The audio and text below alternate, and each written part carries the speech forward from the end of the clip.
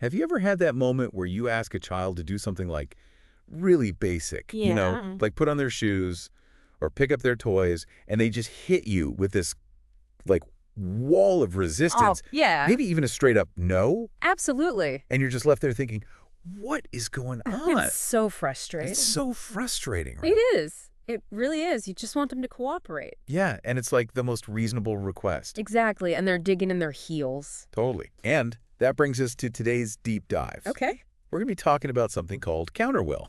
Counterwill. That's right. I like that. It's basically that like inherent resistance we all kind of feel when somebody's telling us what to do. Yes. And, we're going to be focusing on how it plays out with kids. But it really is something that happens, In all relationships. yeah, in all relationships. At work, with colleagues, with partners. Yeah. And the goal today is to really get a good understanding of like where this counterwill comes from, what's driving it, and how we can navigate it more effectively. Yes. And the chapter we're looking at gives us some really fantastic strategies It does. for essentially counter-will proofing our relationships. Ooh, I like that. It's about building those connections in a way that minimizes that automatic pushback. Yeah, because I think a lot of times we just see it as defiance. Right. Right. Like they're purposely trying to be difficult. Yeah, exactly. But often there's more to it. Right. And understanding that can make a huge difference in how we respond and how the whole interaction unfolds. Absolutely. It's about fostering cooperation, not just forcing compliance. Okay, so to kick things off, the chapter starts with a quote, and it's from Shunryu Suzuki Roshi. And he says, even though you try to put people under some control, it is impossible. You cannot do it. The best way to control people is to encourage them to be mischievous. Then they will be in control in its wider sense. To give your sheep or cow a large, spacious meadow is the way to control him. So it is with people. First, let them do what they want and watch them. This is the best policy. To ignore them is not good. That is the worst policy. The second worst is trying to control them. The best one is to watch them, just to watch them without trying to control them. So what jumps out at you when you hear that? Well, it's interesting, right? Because he's talking about control, but not in the way we typically think of it. It's Yeah. more about setting up an environment where people feel free to explore and make their own choices. Yeah. And that by doing that, paradoxically, you create a different kind of control. Yeah. One that comes from within. Yeah, and I think that ties in really nicely with the whole concept of counterwill. Absolutely. Because it's like when we try to exert too much control, that's when we trigger that resistance. Exactly. You almost invite the pushback. Yeah, and the chapter talks about how parents often misinterpret this resistance in their kids. Oh, yeah. They see it as a challenge to their authority or as the child intentionally testing boundaries. Right. And that can quickly escalate into this power struggle. Oh, absolutely. And when those power struggles become a pattern, the child's counterwill can become chronic. Chronic. Yeah, it becomes their automatic response to any kind of expectation from the parent. Wow, so it's not even about the specific situation anymore. It's just like an ingrained reaction. Exactly. And the chapter talks about how this can have some pretty serious long-term consequences. Like what kind of consequences? Well, it can affect the relationships not just with parents, but with others throughout their lives. Really? Yeah, it can lead to difficulty with authority figures, problems in school, Right. even challenges in romantic relationships later on. Wow, so this isn't just a small thing we're talking about. This is like shaping how they interact with the world. It really can be that significant. And the chapter even suggests that some adults who have trouble with authority or always feel the need to rebel might be dealing with unresolved patterns of counterwill from their childhood. That's fascinating. Yeah. It makes you think about those like deeply rooted behaviors and where they might stem from. It really does. So the question becomes, how do we navigate this? Right. How do we avoid those power struggles and help kids develop in a healthy way? Yeah, and the chapter gives us some really great strategies for that. It does. But the first one is keep attachment foremost, Okay. which is basically saying that the stronger the bond between parent and child, Yeah. the less likely the child is to resist. It makes sense, right? Yeah. A child who feels securely attached to their parent is less likely to want to oppose them. Yeah, they value that connection. Exactly. They want to please their parents and maintain that close bond. So it's not even about being strict or controlling. It's about building that foundation of trust and love. Absolutely. That's the foundation. Okay, the second point is do not mistake acquiescence for voluntary good behavior. Okay. So what does that mean? So sometimes it might look like a child is being well-behaved, but it's not really genuine. Right. It's driven by fear of punishment or rejection. Okay. So they might comply with your requests, but it's not because they want to. Right. It's because they're afraid of the consequences. So their counterwill is still there. It's just being suppressed. Okay. And the chapter warns that this can actually be more harmful in the long run. Because it's not actually resolving the underlying issue. Exactly. It's like a pressure cooker waiting to explode. And the chapter gives this example of children in divorced families. Yes. Where a child might be seen as well-behaved with one parent, but then act out with the other. Right, and it's often the parent who's more lenient who gets labeled as the problem. Interesting. But what the chapter explains is that the child might actually feel safer with that parent. So they're able to express their true feelings. Exactly. Their suppressed counterwill can finally come out. And it's not because that parent is doing something wrong. No, it's because they've created an environment where the child feels safe enough to be authentic. That's a really important distinction. It is. And the chapter even says that children whose counterwill is completely silenced, those like perfect kids, Right. they might actually be at higher risk for problems later on. Yes, because they haven't learned how to healthily express their needs and feelings. Okay, so the third point is, do not take the child's recalcitrance personally. Oh, that's a tough one. Yeah, I think this is something that every parent struggles with at some point. Absolutely, because it's so easy to feel like your child is rejecting you Yeah, when they're resisting your requests. especially when it's something so reasonable. Exactly. Yeah, But the chapter really emphasizes that it's not about you. right. It's about the child's need for autonomy. Okay. They're trying to assert their independence and figure out their own place in the world. Yeah, and when we take it personally, we get caught up in that power struggle. Right, and that just escalates the situation. Yeah, we get defensive, we get angry, Exactly. and it just makes everything worse. It does. And the chapter also says that it's unhelpful to demand a justification from the child. Why is that?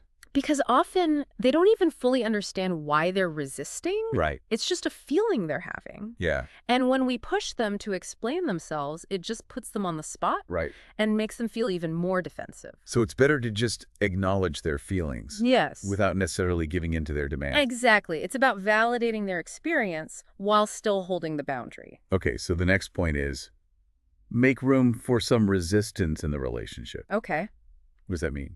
Well, it's about being realistic. Yeah. We can't expect children to always be perfectly compliant. Right. They're going to push back sometimes. Yeah. And that's okay. Okay. The key is to anticipate that resistance. Right. And not let it throw us off balance. Yeah. So when you know you need to enforce a rule, Yeah. be prepared for some pushback.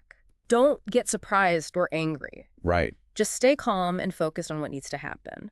So it's not about avoiding conflict altogether. No, it's about managing it effectively Okay. and allowing the child to express their resistance without feeling like they're damaging the relationship. That makes sense. Okay, so the next one is engage only in those fights that parents must win. Oh, I love that one. Yeah, this one really hit home for me because I've definitely been guilty of picking battles that didn't really matter. I think we all have. Like arguing about what clothes my kid wants to wear. Right, or what they want to eat. Exactly. And the chapter talks about how those little battles can actually undermine your authority in the long run. How so? Because they create this constant state of conflict, Right. and the child's counterwill just gets stronger. So then when it comes to something important, Yeah, they're already in that resistant mode. exactly. They've learned that pushing back works. And they've also learned that you're willing to engage in those small battles. Right, so they're more likely to challenge you on the big things, too.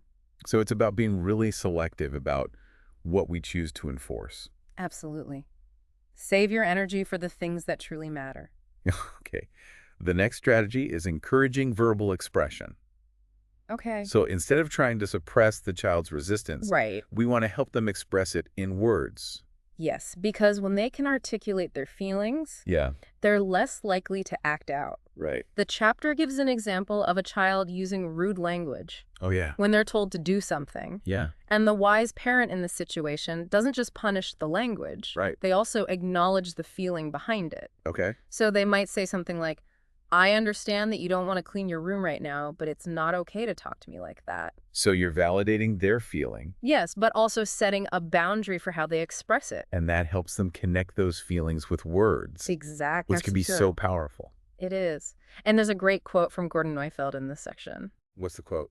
He says, It's a lot easier for a child to comply when they know at least you understand what they experience. That's so true. It is that feeling of being understood can go a long way in diffusing counterwill. Okay, so the next point is an interesting one. It's about the parents themselves. Oh, this is a good one. It says parents recognize that they too can be recalcitrant at times. Oh, yeah. And the author talks about their own experience with this, Right. how they would automatically say no to their kids' requests. Yes, even when there wasn't a good reason. Yeah, it was like their own internal counterwill kicking in. Exactly. And I think we can all relate to that. Oh, absolutely. We all have those moments where we just dig in our heels. Yeah, and the chapter suggests that this might be connected to a less developed sense of self, where we feel like we're being controlled by our kids. Okay. And we react defensively. Right. It's like we're threatened by their needs. Yeah, and it's important to be aware of this, because our own recalcitrance can actually make our kids more anxious and demanding. It creates this vicious cycle Yeah. where everyone's counterwill is feeding off of each other. So what can we do about that? Well, the chapter talks about the importance of self-awareness, Okay. noticing those moments when we're reacting automatically Yeah. and asking ourselves why. Right. Is it because we genuinely have a good reason to say no? Mm. Or is it because we're feeling threatened or controlled? And if it's the latter. Then we need to find a different way to respond. Okay, so the next point is about what to do when things go wrong. Inevitably, they will. Yeah, because we're all human, Exactly. or we're not going to handle every situation perfectly. So the chapter talks about the importance of mending fences. Okay. It's about repairing the relationship after a rupture has occurred. So even if we lose our cool or make a mistake, We can still come back and fix things. and how do we do that? Well, the chapter suggests debriefing with the child once everyone has calmed down. So you explain what happened from your perspective.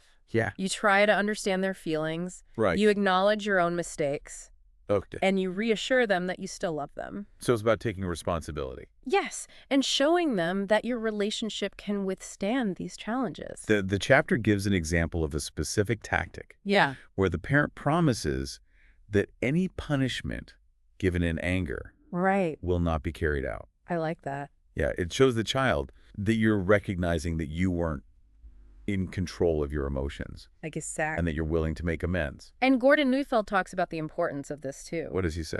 He says that not mending fences can leave a child feeling deeply insecure.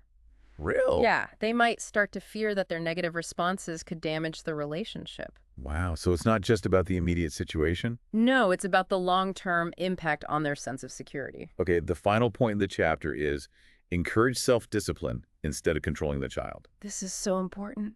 Because it shifts the focus from external control to internal motivation, Right. the chapter challenges the idea that discipline equals control. Which is a pretty common belief. It is, but it's harmful. Why is it harmful? Because it doesn't actually teach children how to regulate their own behavior. Right. It just teaches them to comply out of fear.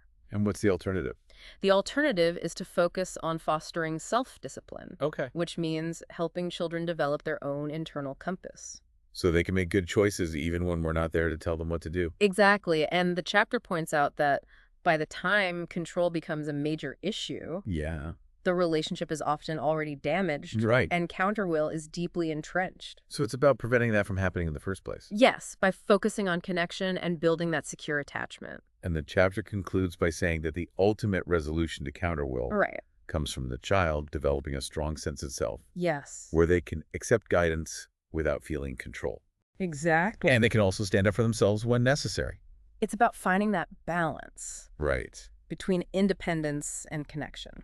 So as we wrap up this deep dive, what would you say are some key takeaways for our listeners? Well, I think the biggest one is to remember that resistance isn't always defiance. Right. It's often a child's way of asserting their independence. And we need to respect that. Absolutely. What else? Well, the importance of attachment can't be overstated. Right. A strong, secure bond between parent and child is the foundation for everything else. Yeah, it creates that sense of safety and trust. Exactly. And finally, I think it's so important to not take counterwill personally. Oh, that's crucial. Because when we do, Yeah. we get caught up in those power struggles. Right. And that just makes things worse. It does. So Yeah. step back, take a breath, and try to understand what's driving your child's behavior. Great advice. Yeah. And as we finish up, here's something for our listeners to ponder. Okay. We've been talking about counterwill in the context of parenting. But think about how this concept might show up in other areas of your life, like at work, Okay. or in your relationships with friends and family. Interesting. Have you ever felt that automatic resistance Yeah. when someone tries to tell you what to do? Oh, definitely. And could understanding this dynamic Yeah. help you navigate those situations more effectively? That's a great question. Yeah, it's something to think about. It is. Because counterwill is a part of being human. Absolutely. And the more we understand it, Yeah.